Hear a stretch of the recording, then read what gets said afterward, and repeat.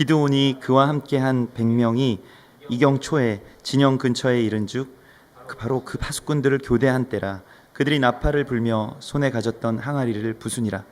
세대가 나팔을 불며 항아리를 부수고 왼손에 횃불을 들고 오른손에 나팔을 들어 불며 외쳐 이르되 여호와와 기드온의 칼이다 하고 각기 제자리에 서서 그 진영을 에워싸매 그 온 진영의 군사들이 뛰고 부르짖으며 도망하였는데 300명이 나팔을 불 때에 여호와께서 그 온 진영에서 친구끼리 칼로 치게 하심으로 적군이 도망하여 스레라의 벳시다에 이르고 또 답밭에 가까운 아벨 모홀라의 경계에 이르렀으며 이스라엘 사람들은 납달리와 아셀과 온 므낫세에서부터 부름을 받고 미디안을 추격하였더라.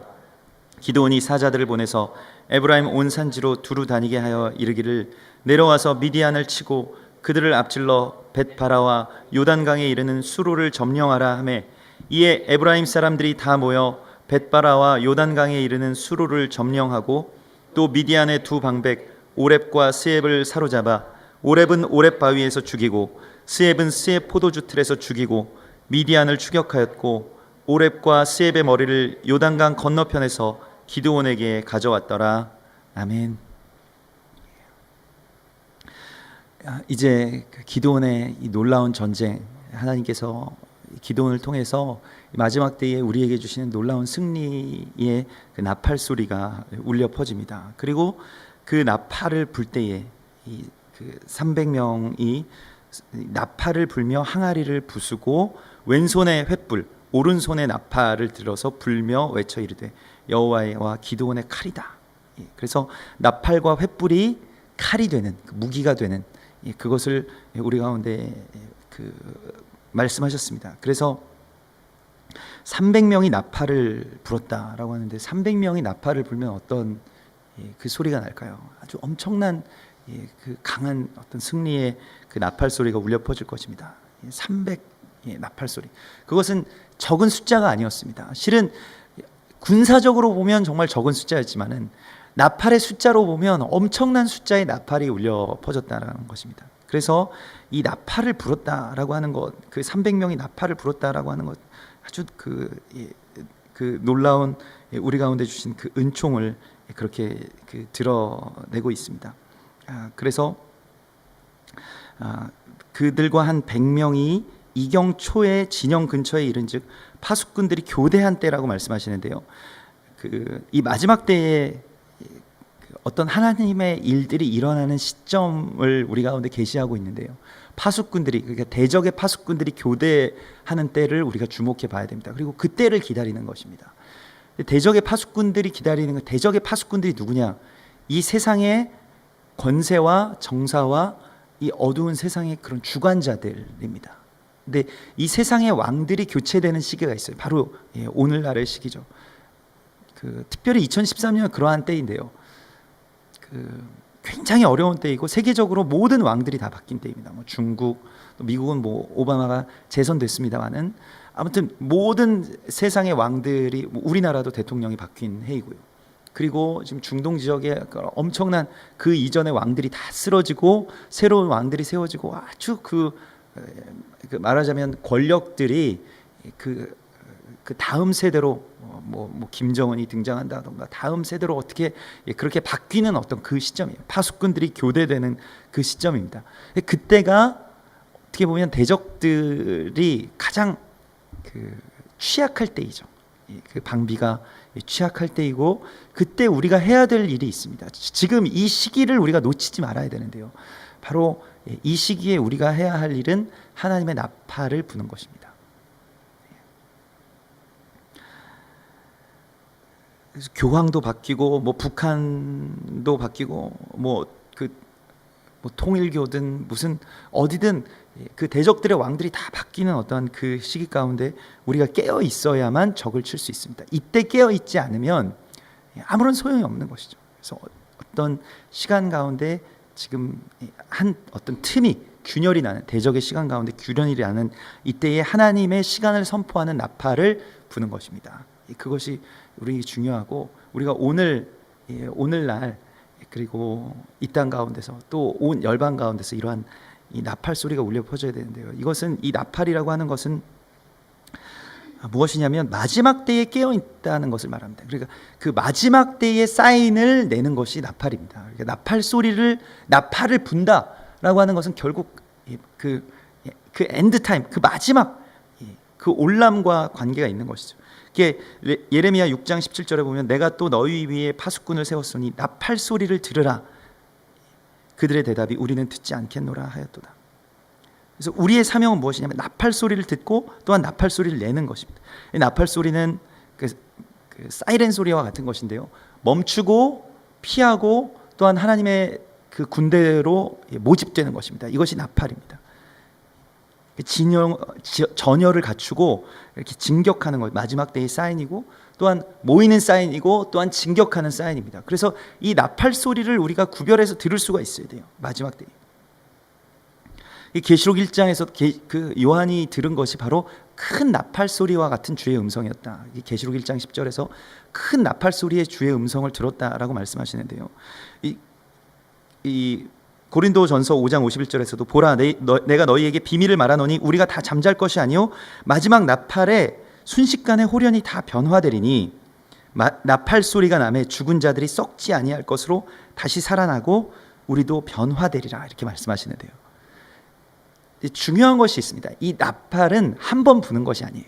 그러니까 우리가 늘 마지막 때에 대해서 이야기할 때 마지막 나팔 소리에 대해서만 늘 집중하는데요. 마지막 7번째의 나팔 소리가 울려 퍼지기 전에 첫 번째 나팔 소리가 있어야 됩니다.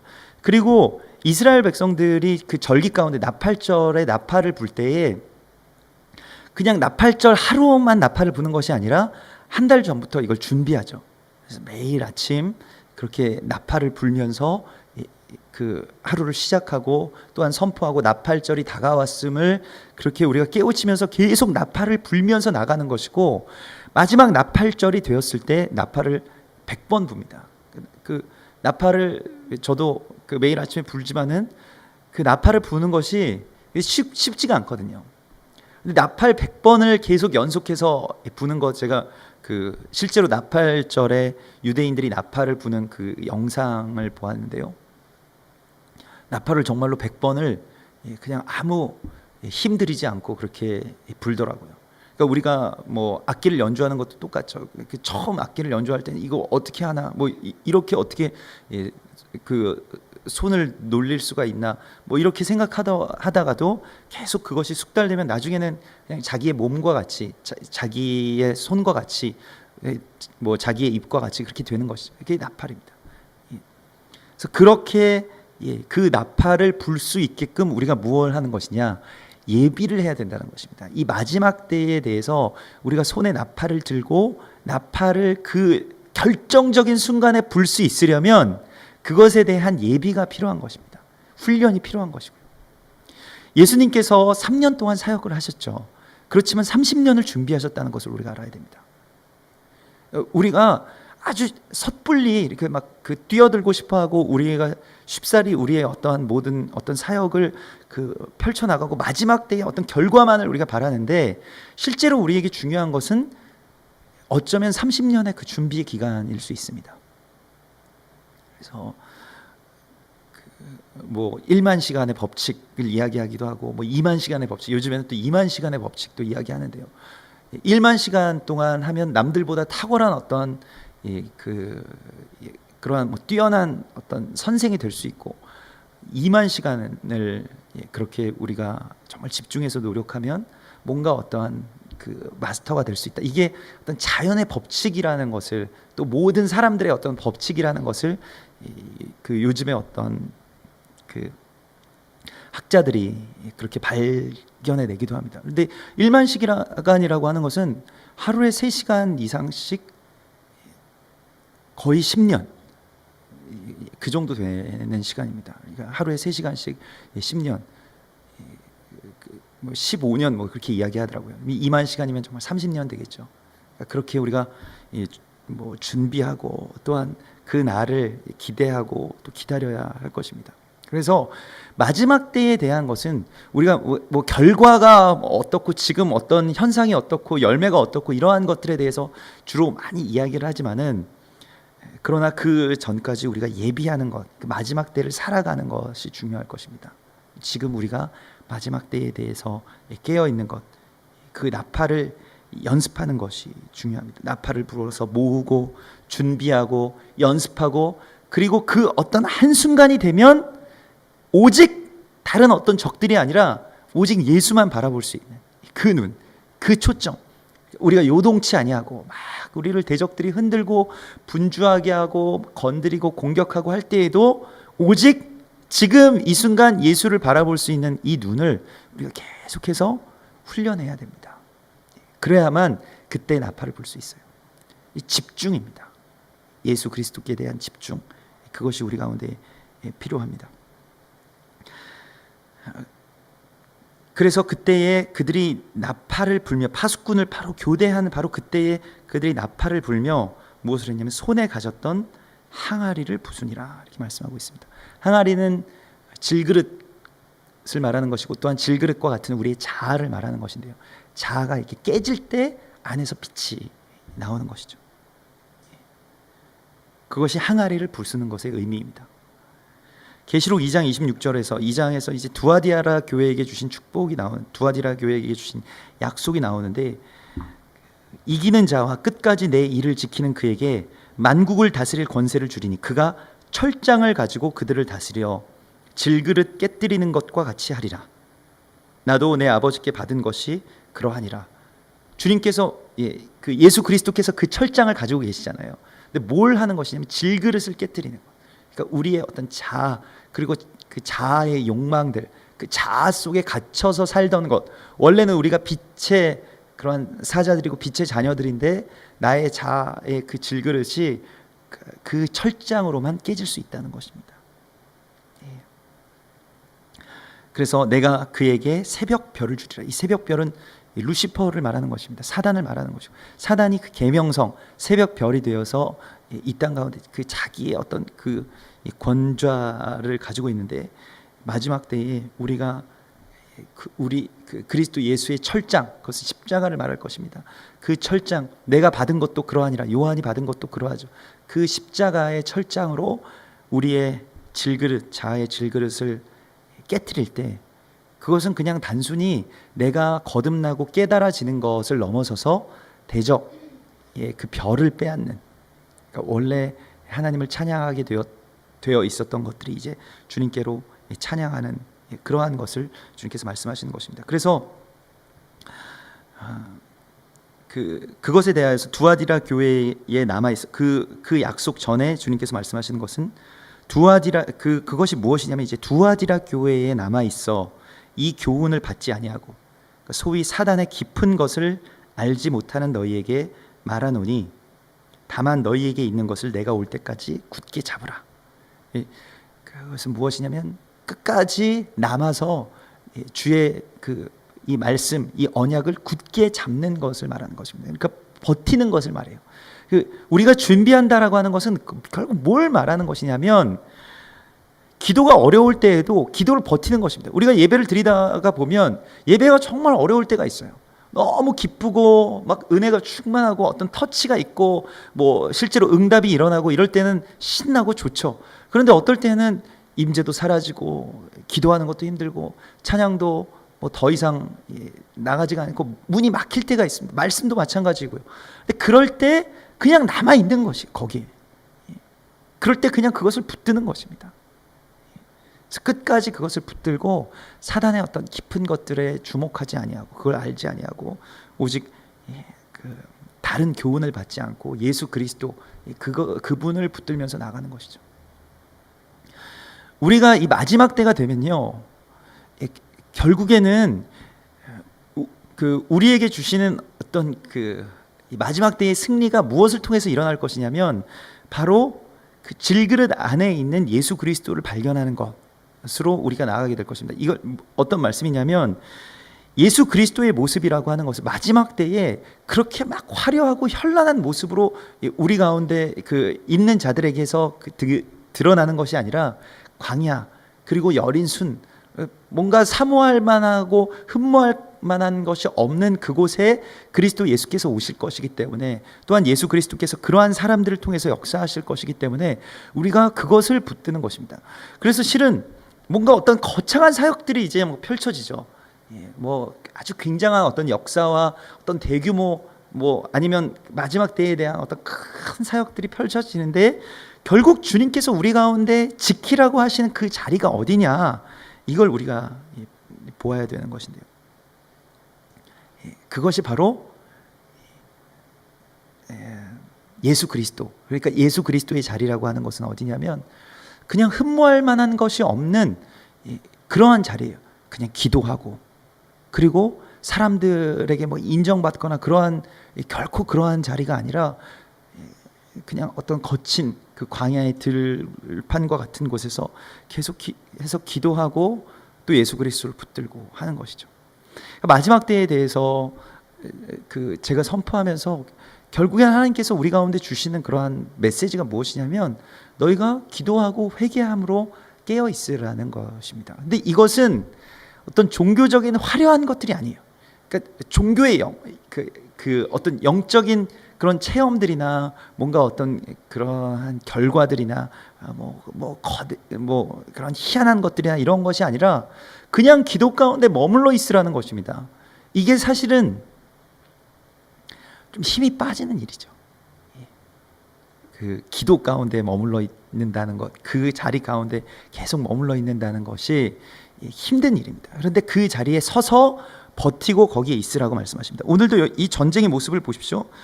각기 21절에 보면 각기 제 자리에 서서 그 진영을 에워싸매 그 온 진영의 군사들이 뛰고 부르짖며 도망하였다.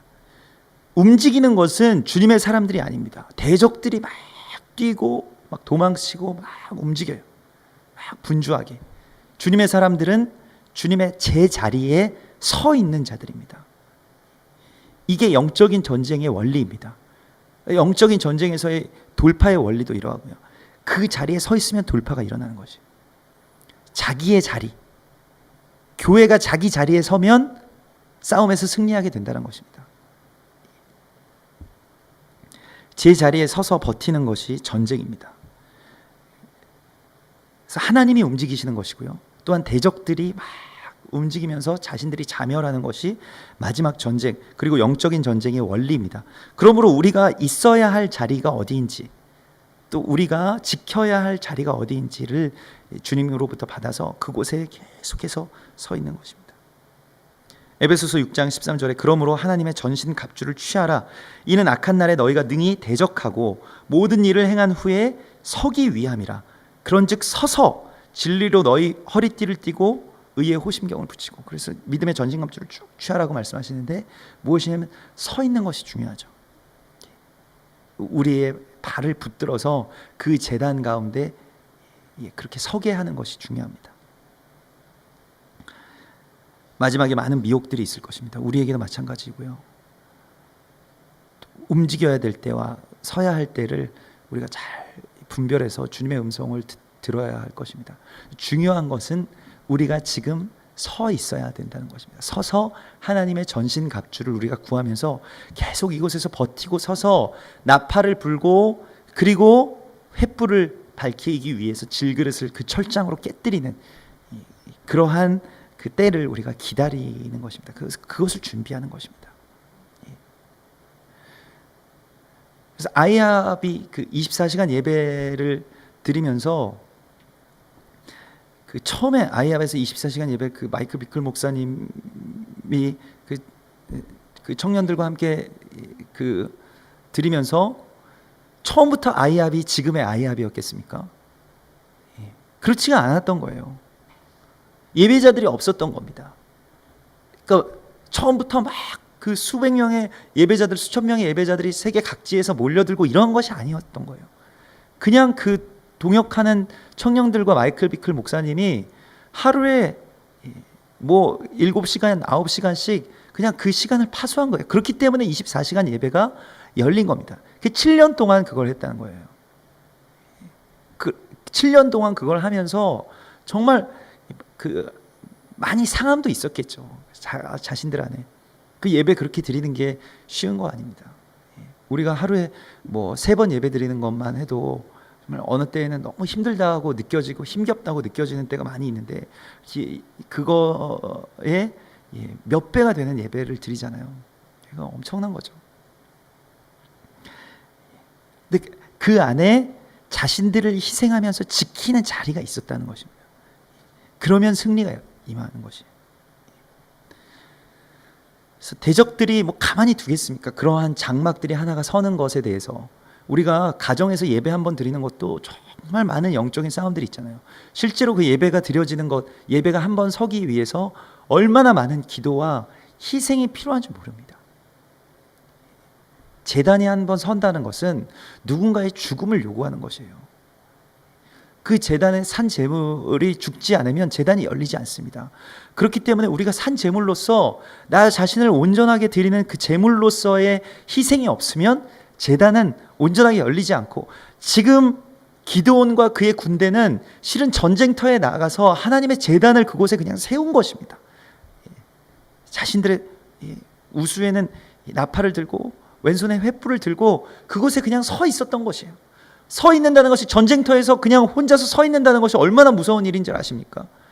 피하고 숨고 막 뛰어다니면 그래도 화살을 맞을, 또 대적들이 막 몰려오는 것에 대해서 그걸 뭐 피하고 싶잖아요, 우리도. 그런데 그걸 지키는 거예요. 그냥 그 바라보면서. 전쟁에 있어서는 전혀 해당되지 않는, 그러니까 실제 인간의 전쟁에 있어서는 전혀 해당되지 않는 이야기입니다. 서서 나팔을 들고 나팔을 불고 나를 죽여달라는 얘기예요. 대적들 앞에 가서 그 횃불을 들고 나팔을 분다. 이거는 오늘날의 전쟁, 완전 정말 말 그대로 약간 자살기가 있는 겁니다. 이게 지금 이 300용사들이 다 그곳에 서서 지금 완전히 자신의 목숨을 내던져서 나를 산 제물로 드리면서 여기서 전쟁을 한 것이지, 살려고 이게 전쟁을 한 것이 아니에요. 살려고 하는 사람들은 전쟁터 앞에서 절대로 설 수 없습니다. 그래서 우리가 무슨 전쟁 영화 같은 걸 보면 뭐 총을 들고 뭐 총을 보면서 막 이렇게 쏘는 그런 군인들이 나오지만은, 실제로 월남군에 참전했던 그러한 뭐 우리나라 뭐 다른 우리나라 군대의 이야기들을 들어보면 그렇게 절대로 총을 못 쏜다는 거죠. 총탄이 막 비오듯이 쏟아지면 그렇게 뭐 이렇게 총을 들고 뭐 쏘고 이런 것, 뭐 람보 이런 건 상상도 못 하는 것이고요. 그냥 다 총을 그냥 이렇게 내서 쏘는 수밖에 없다는 것입니다. 그런데 지금 이들은 나팔과 또한 횃불을 들고 그곳에 섰습니다. 대적들의 타깃이 되는 일입니다. 우리가 사역자가 된다는 것, 또 주님의 사람들이 된다는 것, 예배자가 되고 중보자가 된다는 것은, 우리는 뭐 세상의 사람들은 잘 모르지만 대적들은 다 알아요. 그렇기 때문에 계속해서 공격할 것입니다. 중요한 것은 공격이 없으면 더 이상한 일이라는 것이에요. 하나님의 일을 잘 못하고 있다는 것입니다. 그러므로 공격을 받는 것이 훨씬 더 좋습니다. 주님의 전신갑주를 서서 전신갑주를 취하고 공격 다 그냥 받아내는 거예요. 그걸 괜히 입는 게 아닙니다. 갑주를 모양나라고 입는 것이 아니라 그걸 끝까지 그 공격을 받아내고 마지막에 어떻게 하느냐, 마지막에도 서기 위해서, 마지막에도 끝까지 예배하기 위해서 우리가 하나님의 전신갑주를 우리가 구하여야 되겠습니다. 하나님의 싸움, 이 영적 전쟁과 하나님의 나라의 싸움이라고 하는 것은, 우리가 물론 우리를 통해서 하나님께서 큰 승리를 선포하시겠지만 우리가 영광을 취하는 그러한 전쟁이 아니에요. 우리는 해야 할 일을 하는 것입니다. 무익한 종으로서 예배드리는 것입니다. 기도하는 것입니다. 그래서 300명이 나팔을 불 때에 여호와께서 온 진영에서, 오늘 보면 22절에 보면 그들이 서로 칼로 치게 하셨다. 적군이 도망하여 스레라의 벳시다이로. 그래서 하나님의 전쟁 가운데서는 대적들이 서로를 그렇게 치게 됩니다. 그래서 우리가 대적에 대해서 두려워할 필요가 없어요. 대적들의 어떤 규모와 병력과 힘에 대하여서 두려워할 필요가 없습니다. 그들의 힘이 세면 셀수록 오히려 그들이 서로를 더 잡아먹을 것이기 때문에, 마지막 때에 대적이 얼마나 큰가, 대적의 권세가 얼마나 큰가, 거기에 대해서 두려워하지 말고 반가워해야 됩니다. 그냥 그러려니 해야 됩니다. 그런데 그들이 밀려난 곳이 어디냐면 벳시다와 또한 아벨 무홀라의 경계까지 그들이 밀려갔다라고 이야기하는데, 이게 대적의 이제 본거지인데요. 벳시다는 그 조각목의 집이라는 뜻입니다. 베이트 시타라고 해서 이 조각목, 우상을 만드는 조각목, 그래서 그것을 만드는 근원지, 그러니까 모든 그 우상 조각을 하는 곳이 바로 그곳이에요. 그래서 그 본거지까지 이제 근원지가 이제 드러나게 되는 것이고요. 이 답밭에 있는 아벨 무홀라의 경계라고 하는 것은, 이 답밭에 가까운 아벨 무홀라라고 하는 것은 이 우상 숭배의 기념비가 세워져 있는 곳을 말합니다. 이 답밭이라고 하는 곳은 이제 그 기념비가 세워져 있다라는 뜻을 가지고 있어요. 기념할 만한 곳, 그것은 무엇이냐? 큰 우상이 세워져 있던 곳이고, 아벨 무홀라라는 것은 무엇이냐면 춤추는 풀들이라는 뜻을 가지고 있는데, 그 앞에서 말하자면 그 우상 숭배자들이 막 그 우상을 막 돌면서 춤추는 그러한 예배의 행위를 드러내고 있는 것입니다. 거기까지 그냥 다 몰려가는 것이에요. 그러니까 지금 대적들의 어떠한 그 모체가 드러나는 순간입니다. 그러니까 지금 미디안이라고 하는 그 영의 실체가 무엇이냐? 이것이 결국에는 그 조각목으로 세우는 그 아세라의 영, 그 아세라를 세우는, 그 아세라가 이제 나무상으로 만들거든요. 그러니까 그 아세라의 영들이 그 뒤에 그들의 어떤 숙주로서 있다는 것이, 그게 이제 드러나는 것입니다. 그러니까 우리가 오늘날에 말하는 모든 어떤 영적인 뭐 정치적인 일들이나 사회적인 현상들이나 실제로 우리 삶 가운데서 일어나는 모든 일들의 뒤에 어떤 배후가 있습니다. 그 영적인 배후가 있는데 하나님의 나라에 그것들이 다 이제 드러나게 되는 것이죠. 그래서 주님의 심판의 날에는 그러한 것들이 다 드러나게 되고요.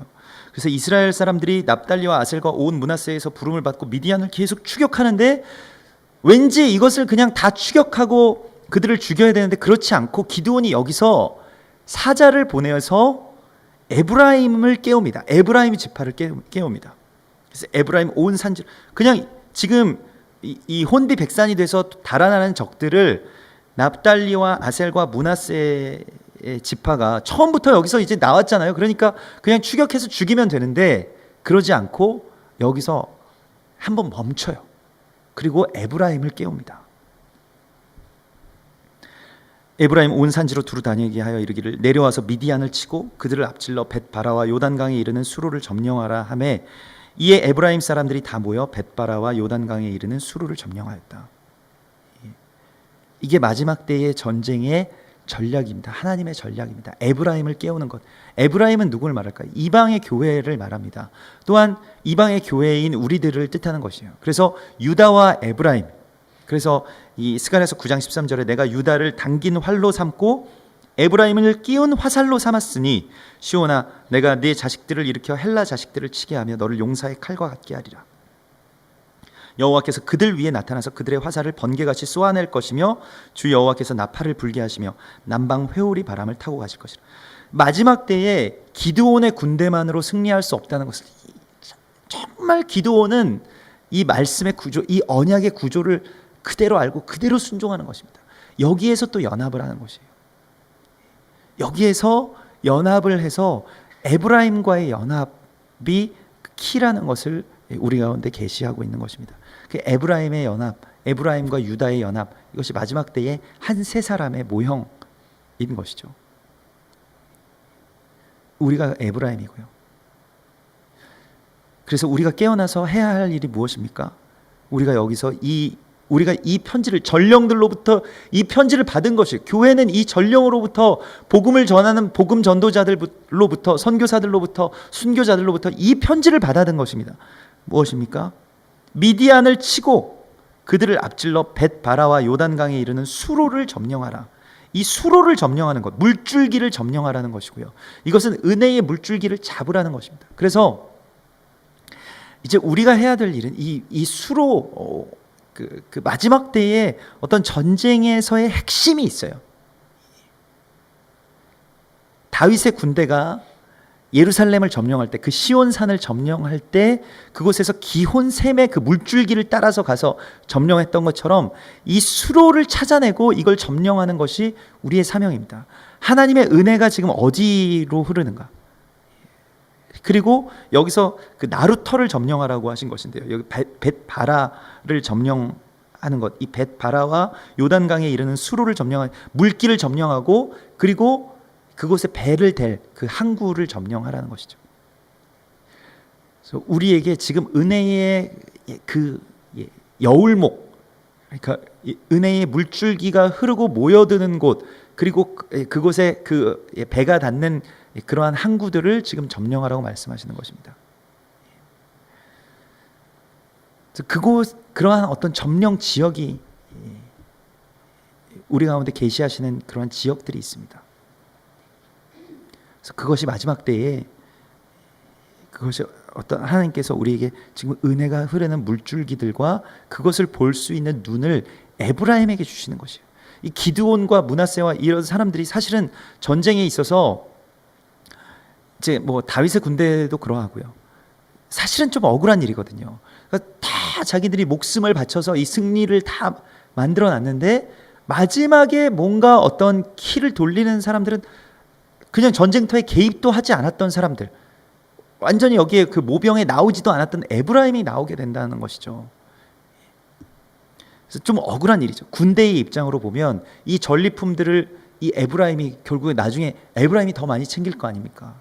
그러니까 막 그 억울한 일인데, 그러나 그들이 바로 이 물줄기를 점령하는 것이 그들의 사명이고, 우리가 이 은혜의 통로와 이 나루터를 주목하여 보고 이 마지막 때에 하나님께서 우리에게 어디로 가서 서라고 하실지에 대해서 우리가 깨어 있어야 됩니다. 교회가 여기에 대해서 열려야 돼요. 그래서 뭐 얼마 전에 뭐 그 키비에서 그 뉴욕의 그 회당, 그러니까 뉴욕에 있는 유대인들의 공동체, 유대인 커뮤니티에 가서 예배를 드리고 뭐 회개를 하고 기도를 하였다라고 하는데, 그러한 곳이 이제 아마 나루터가 될 것입니다. 그러니까 주님의 은혜가 이제 흘러가는 곳, 그러한 물줄기들. 그래서 그것이 뭐 뉴욕이 될 수도 있고, 또한 그것이 뭐 동경이 될 수도 있고, 그것이 평양이 될 수도 있고, 서울이 될 수도 있고, 판교가 될 수도 있을 것입니다.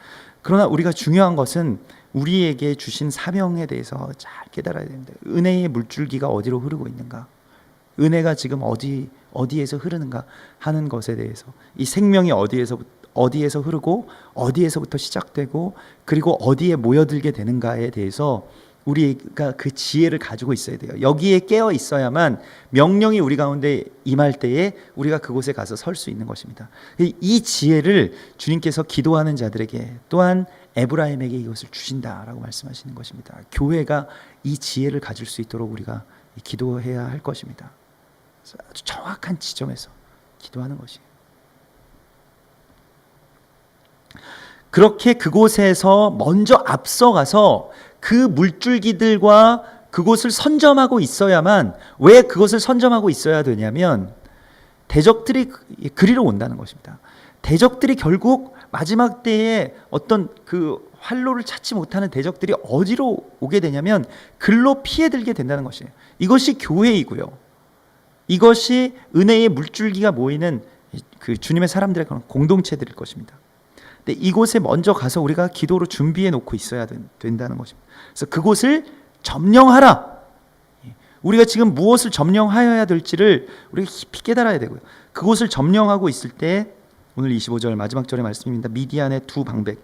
이것은 영어 성경에서는 이제 미디안의 왕자들, 두 왕자들이라고 이야기하기도 하는데요. 오렙과 스앱을 사로잡아. 이들은 왕들은 아니었습니다. 이렇게 이 8장에 보면 또 그곳에 그 오홀라와 오홀리압이라고 하는 그런 그 왕들의 이름이 나오는데요. 이들은 아마도 왕자였을 것이라고 그렇게 생각할 수 있겠습니다. 그래서 그 두 방백 오렙과 스앱을 사로잡아 오렙은 오렙 바위에서 죽이고 스앱은 스앱 포도주 틀에서 죽였다. 그래서 마침내 이제 미디안, 그 메뚜기 떼와 같은 그 미디안의 그 황충의 지도자들을 이게 잡은 것입니다. 이게 바로 아볼루온이고 대적들의 어떠한 그 어떤 지도자격인 자들을 잡은 것인데요. 그 대적들의 지도자가 누구였냐, 그 정체가 이제 드러나는 것. 왜 여기서 이름을 밝힌 것은 지금 이 이름을 통해서 우리가 이 미디안의 영의 그 정체를 우리가 드러내기 위한 것인데요.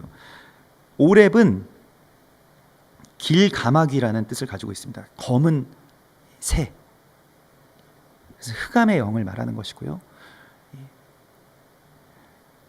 그리고 스엡은 누런색을 띤 여우를 말하는 것입니다. 또는 승냥이. 그러나 여우를 말하는 것이 스엡입니다. 아가서 2장 15절에 우리를 위하여 여우 곧 포도원을 허는 작은 여우를 잡으라. 우리의 포도원에 꽃이 피었음이라. 이렇게 말씀하고 있고요.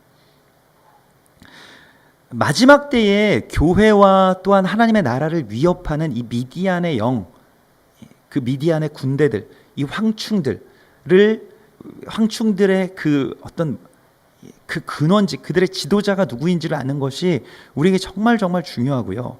그리고 그들을 대적하는, 우리가 누구와 싸우고 있는지를 우리가 알아야 되는데, 그 미디안의 영이라고 하는 것은 이 적그리스도의 영이 어디를 통해서 나타난다, 또한 무엇을 통해서 드러난다라고 하는 것을 우리가 알아야 됩니다. 그래서 그것은 흑암의 영, 검은 영들이고요.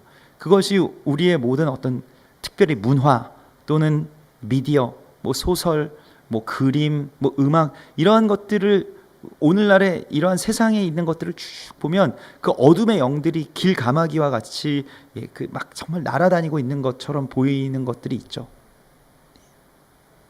그리고 그러한 것들이 또한 여우처럼 교회 안으로 들어와서, 포도원 안으로 들어와서 포도원을 다 막 허무는 거지. 그 한 마리가. 그 포도원에 지금 열매가 맺히기 위해서 꽃이 피었는데 그 꽃을 막 상하게 하는 그 여우가 있다는 것입니다. 그런데 그들을 어디서 파쇄하느냐? 지금 이들을 파쇄하는 것이 이제 연합한 그 에브라임이 하는 일인데요. 오렙은 바위에서 죽입니다.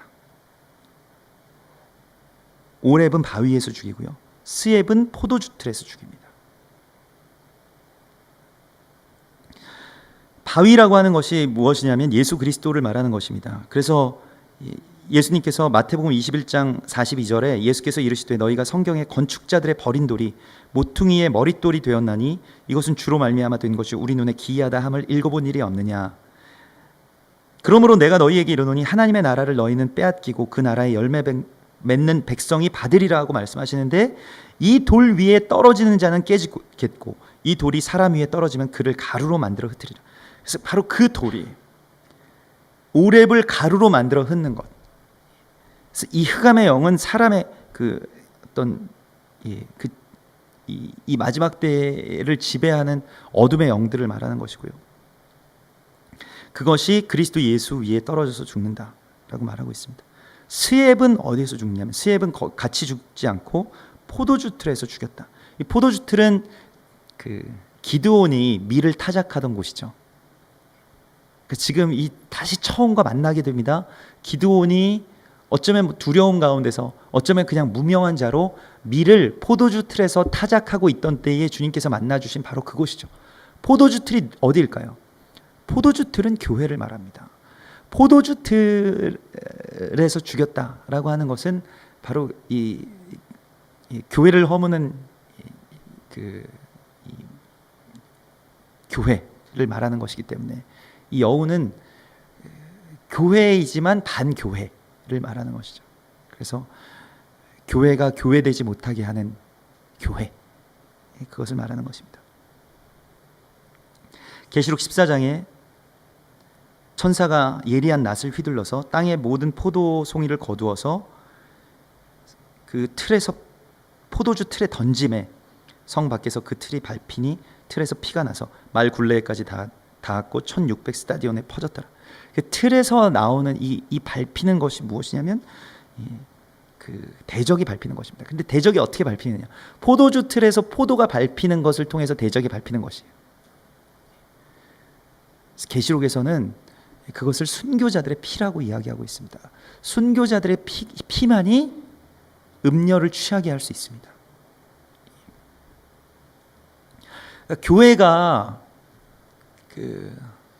무너지고 또 교회가 회파되고 교회가 그렇게 상하게 될 때 교회를 일으키는 것은 무엇이냐면 다른 것이 아닙니다. 어떤 조직이 아니고요, 어떤 갱신이 아니고 순교자들의 피입니다. 종교 개혁이 성공할 수 있었던 이유는 종교 개혁 때문이 아니에요. 개혁 운동 때문이 아닙니다. 종교 개혁을 위해서 죽은 사람들 때문입니다.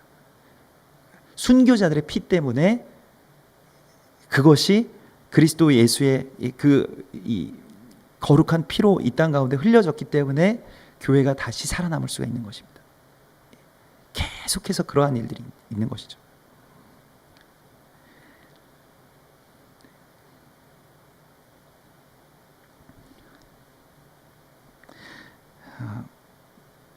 마지막 때에 결국에는 이 우상 숭배자들과 또한 적 그리스도의 영이 파쇄될 것인데요, 그것은 우리가 영적인 진리 가운데 서서 하나님의 전신갑주를 입고 서서 그 자리에서 버티는 것을 통해서 일어날 것입니다.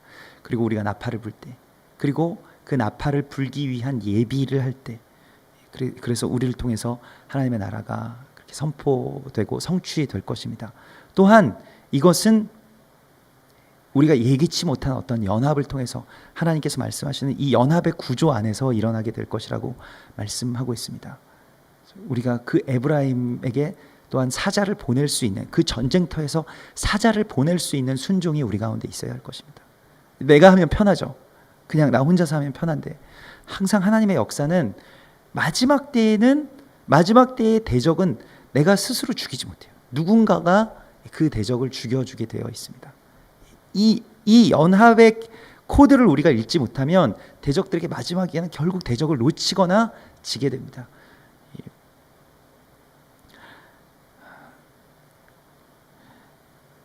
오늘 하나님께서 우리에게 이 마지막 때가 되면 이 에베소서 5장에 마지막 때의 교회가 당하게 되는 것에 대해서 말씀을 하시는데요, 우리가 마지막 때의 교회가 어떠한 것에 당하게 되냐면, 에베소서 5장 4절에 보면 누추함과, 이것은 그냥 어리석은 말이나 희롱의 말이 마땅치 아니하니 오직 감사하는 말을 하라. 그래서 마지막 때의 교회에게 휩싸이는 것은 어떤 비난과 비방, 정죄의 영들입니다. 이것들이 마치 미디안의 영들처럼 우리를 감싸고 또 우리를 포위하고 우리 안에 들어와서 교회를 무너뜨리게 하려는 것입니다. 그런데 이러한 말이 무엇이냐면 음행과 더러운 자, 탐욕하는 자, 우상 숭배자와 같은 것이라는 것이. 이 영이 다 같은 영입니다. 우상 숭배의 영이 있잖아요. 그게 이 비난하는 영과 정죄하는 영과 같이 이게 일어난다는 것입니다. 그 정체들을 우리가 밝힐 수가 있어야 되고요. 그래서 뭔가 정죄, 비난, 비판 이런 것들에서 우리가 떠나서 이 에베소서 5장 6절에서 누구든지 헛된 말로 너희를 속이지 못하게 하라. 헛된 말로 속인다는 것은 무엇이냐면 참소의 말이 계속해서 들려온다는 것입니다. 그 사람 뭔가 그게 잘못됐다. 그때 예전에 그러한 잘못한 것이 있지 않냐. 지금 그 사람이 어떠한 줄 아느냐. 그러한 참소의 말들이 누군가의 입술을 통해서 나에게 들려오지 않으면 사단이 이 헛된 말을 계속해서 나에게 그렇게 뿜어낸다는 것입니다. 여기에 속아서는 안 된다는 것입니다. 이로 말미암아 하나님의 진노가 불순종의 아들들에게 임한다. 하나님의 진노가 불순종의 아들들 가운데로 임한다는 것인데, 불순종의 아들은 무엇이냐면 헛된 말로 서로를 정죄하는 자들이 바로 불순종의 아들이라고 말씀하고 있습니다. 왜 그게 불순종일까요? 예수님이 우리를 위해서 죽으심으로 우리를 용서해 주시면서 너희도 이와 같이 서로 사랑하고 용서하라고 말씀하셨는데, 그 용서와 사랑을 우리가 하지 않기 때문입니다. 이게 불순종입니다. 여기에 대해서 우리가 불순종했다라고 생각하지 않죠. 이것을 면할 수 있는 어떤 구조 가운데서 우리가 살아가고 있기 때문입니다. 외면할 수 있는 구조 가운데서 정죄하면서 살아가는데요, 하나님께서 오늘 우리 가운데 이 불순종의 영을 대적할 자로 우리를 세우셨습니다. 주님의 나팔과 주님의 횃불을 우리 양손에 들고, 그리고 그 자리에 버텨 서서 우리가 계속해서, 우리는 다른 것 해서는 안 됩니다. 감사하고 기도하는 것입니다. 또 기도하고 감사함으로 깨어 있는 것입니다. 다른 특별한 것을 주님께서 말씀하시는 것이 아니에요. 계속 감사하고 기도하고 또 깨어서 기도하고 감사하고 어떤 상황이 되든지 또 어떤 대적들의 막 날뛰는 것들이 보이든지 간에 우리가 감사할 수 있어야 되겠습니다. 그리고 기도할 수 있어야 되겠습니다. 예배할 수 있어야 되겠습니다. 이 힘을 하나님께서 우리 가운데 주실 것입니다. 같이 기도하겠습니다.